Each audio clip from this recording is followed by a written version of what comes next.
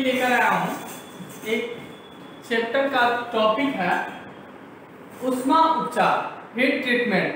तो इससे पहले मेटल चैप्टर जो है वह चैप्टर का ही एक टॉपिक है। इससे पहले के वीडियो में मेटल के बारे में आप जान सकते हैं, देखना होगा पीछे वाला वीडियो में जाकर। तो आज का वीडियो में हम ऊष्मा उपचार, तो हम जानेंगे कि ये ऊष्मा उपचार जो है वह क्या होता है, ऊष्मा उपचार क्यों किया जाता है। तो ऊष्मा उपचार जब कोई भी मशीन पे, इसका सिंपल सा है कि कोई भी मशीन पे जब हम काम करते हैं तो मेटल को हम मशीनी करने योग्य बनाने के लिए हम ऊष्मा उपचार विधि करते हैं। तो हम देखते हैं कि आगे ऊष्मा उपचार विधि क्या होता है। तो इसमें किसी धातु या मिश्र धातु को निश्चित ताप पर गर्म करने के बाद, मतलब कोई भी धातु है हो या फिर वह मिश्र धातु, दोनों धातु को अपने अपने निश्चित ताप पे गर्म कर दिया जाता है और गर्म करने के बाद उसे किसी निश्चित दर से ठंडा किया जाता है। और ठंडा करने के बाद जो है इस क्रिया द्वारा उसमें जो गुण होता है वह गुण यांत्रिक गुण में बदल जाता है। यह विधि ऊष्मा उपचार विधि कहलाता है। तो ऊष्मा उपचार विधि में हम क्या करते हैं, कोई भी मेटल को गर्म करते हैं और गर्म करने के बाद उसको किसी निश्चित दर से ठंडा करते हैं। और फिर ठंडा करने के बाद जो है तो उसमें जो पहले से जो भी गुण होता है, उसमें गैस वगैरह बना होता है या फिर छोटा छोटा कण जो है वह बिखरा अवस्था में उसमें होता है, दूर दूर कण होता है, तो वो सारा को एकत्रित करने के लिए हम हीट ट्रीटमेंट कर देते हैं। और हीट ट्रीटमेंट करने के बाद वह सारा एकत्रित हो जाता है। एकत्रित होने के बाद उसमें जो है तो यांत्रिक गुण आ जाती है, तो वह विधि ऊष्मा उपचार विधि कहलाता है। उसके बाद ऊष्मा उपचार के उद्देश्य, आखिरकार हम ऊष्मा उपचार विधि क्यों करते हैं, उसका क्या उद्देश्य है। तो उसका जो पहला उद्देश्य है धातु को मुलायम बनाना, जिससे मशीन का कार्य आसानी से हो सके। मतलब मेटल को जब हम गर्म करते हैं, गर्म करने से पहले तो वो कठोर होता है, कोई भी काम करने से पहले वो कठोर रहता है, तो उसको जब हम क्या करते हैं कि गर्म कर देते। जब वो गर्म हो जाता है तो वह मेटल जो है वह सॉफ्ट हो जाता है, मुलायम हो जाता है, जिससे उस पर कोई भी मशीन का काम करना बड़ी आसान हो जाता है, या उसके आकार में परिवर्तन करना भी आसानी से हो जाता है। जब हम आकार में परिवर्तन करते हैं तो वह भी परिवर्तन बड़ी जल्दी हो जाता है।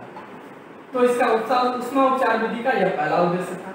दूसरा है धातु के कणों को रिफाइन करना। पहले से जो मेटल होता है वह मेटल को जब हम ऊष्मा उपचार विधि के द्वारा गर्म करके फिर ठंडा करते हैं, उसका जो भी कण जो होता है वह सब रिफाइन हो जाता है। रिफाइन होकर के वह मेटल एक ठोस आकृति ले लेता है। फिर कटिंग टूल में कठोरता के गुण लाना, यह भी ऊष्मा उपचार विधि का एक उद्देश्य है। जब हम गर्म कर देते हैं और गर्म कोई भी मेटल को गर्म करते हैं, गर्म करने के बाद उसको हम कटिंग टूल बना लेते हैं। कटिंग टूल बनाने के बाद उसमें टेम्पर, गर्म करने के बाद उसको टेम्पर कर दिया जाता है, जिससे वह कटिंग टूल हार्ड हो जाता है, जिससे दूसरे कोई मेटल को वह आसानी से काट देता है। फिर इसके बाद है वस्तु के भंगुरता कम करके चिमड़ापन उत्पन्न करना। मतलब वस्तु जो मेटल को हम पहले गर्म किए, गर्म करने का उद्देश्य होता है कि वस्तु के भंगुरता का कहने का मतलब क्या कि कोई मेटल को अगर हम उठाते हैं, उसको कहीं पटक दिए, गिर गया तो वो फूट के बिखर जाता है। तो हम जब उसको ऊष्मा उपचार विधि कर देते हैं तो उसमें से भंगुरता का गुण खत्म हो जाता है, फिर वह जल्दी बिखरता नहीं। उसके बाद गैसों को निकालना।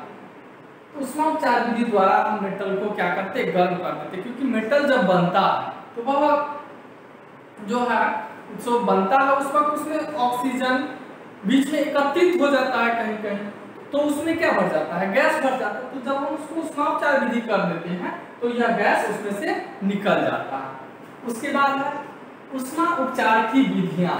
तो ऊष्मा उपचार की 4 विधियां हैं। पहला विधि है हार्डिंग, दूसरा विधि है टेम्परिंग, तीसरा विधि है एनेलिंग, चौथा विधि है नॉर्मलाइजिंग। तो इसमें से हम पहला विधि के बारे में देखेंगे कि हार्डिंग। ये जो हार्डिंग है ना, ये क्या होता है। हार्डिंग इसलिए किया जाता है कि कोई भी उस मेटल को हम गर्म कर देते हैं और गर्म करने के बाद उसको जब हम कटिंग टूल बनाते हैं तो उसको जो काटने वाला भाग है, जहां पे कटिंग पॉइंट को टेम्पर कर दिया जाता है, जिससे वह दूसरे मेटल को आसानी से काट देता है। तो दूसरे काटने योग्य बना दिया जाता है वह हार्डिंग कहलाता है। इसके बाद है हार्डिंग के बाद हम देखेंगे हार्डिंग के उद्देश्य। हार्डिंग आखिरकार क्यों करते हैं, क्यों हार्ड करते हैं? तो पहले बताएं कि इसमें गर्म कर दिया जाता है ताकि दूसरे मेटल को आसानी से काट देता है।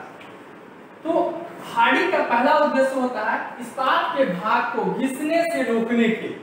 बिल्कुल हार्ड इसलिए करते हैं कि जिस मेटल को हम काट रहे हैं तो वह जो भाग है, जब काट रहे हैं तो जिस कटिंग टूल से काट रहे हैं वह कटिंग टूल न घिसे और जिस मेटल को काट रहे हैं वह मेटल को आसानी से काट दे, इसलिए हम हार्डिंग करते हैं। उसके बाद है इस्पात के कटिंग टूल को अन्य धातु के काटने योग्य बनाने के लिए। बिल्कुल सही।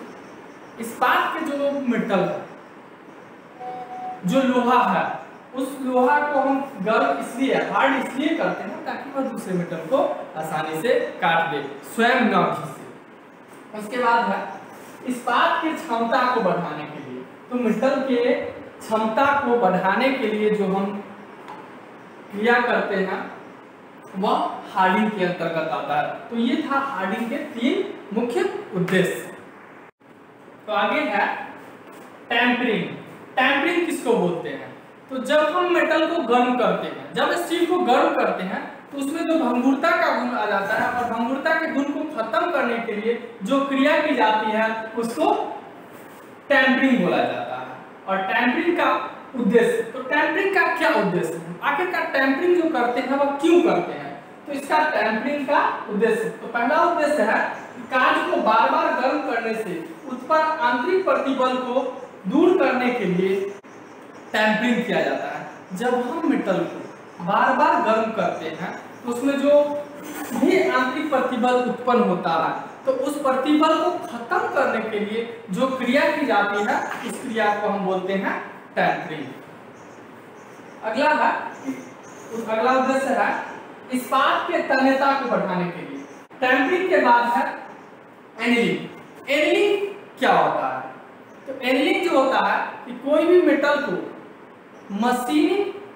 मशीन पर काम करने के लिए या मशीनी योग्य बनाने के लिए, ताकि हम उस पर मशीन का क्रिया जो है वह आसानी से कर सके, उसके लिए जो क्रिया की जाती है मेटल पे वह क्रिया एनीलिंग कहलाता है। और एनीलिंग का जो मुख्य उद्देश्य, तो एनीलिंग का जो मुख्य उद्देश्य होता है वह क्या होता है? तो देखेंगे एनीलिंग का उद्देश्य, पहला उद्देश्य है धातु को मुलायम बनाना जिससे मशीन पर काम करने में आसान हो। तो हम इसका एनीलिंग की परिभाषा से ही हम इसके उद्देश्य को लिख सकते हैं।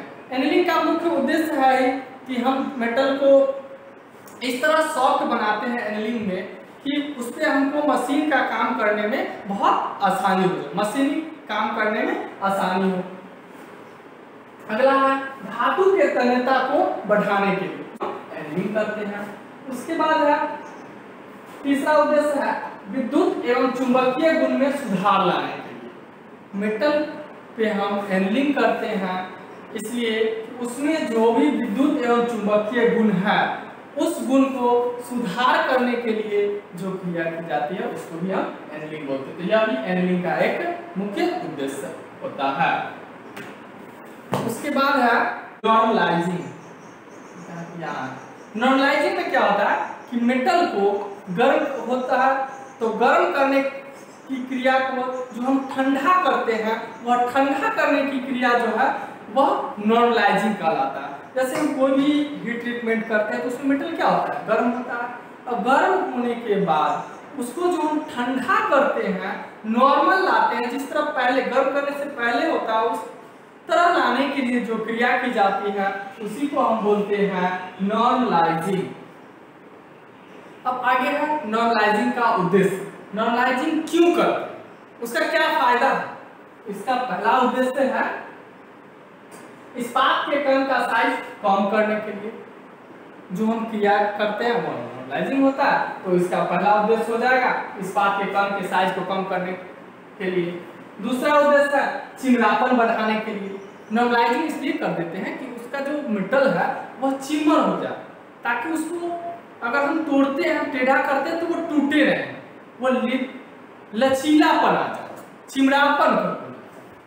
उसके बाद तीसरा उद्देश्य अनेकों संक्रिया द्वारा उत्पन्न हुए आंतरिक प्रतिबल को दूर करने के लिए उसमें जो भी क्रिया हुआ, जिसमें जो भी आंतरिक प्रतिबल उत्पन्न हुआ वो सारा चीज खत्म हो जाता है नॉर्मलाइजिंग करने के बाद। तो आंतरिक प्रतिबल जो उत्पन्न होता है उसको खत्म करने के लिए जो करने का एक उद्देश्य होता है नॉर्मलाइजिंग का। तो ये जो था ऊष्मा उपचार टॉपिक, यह टॉपिक इतना पे ही समाप्त होता है। तो वीडियो आपको पसंद आए तो वीडियो को लाइक करें और चैनल को सब्सक्राइब करें। धन्यवाद।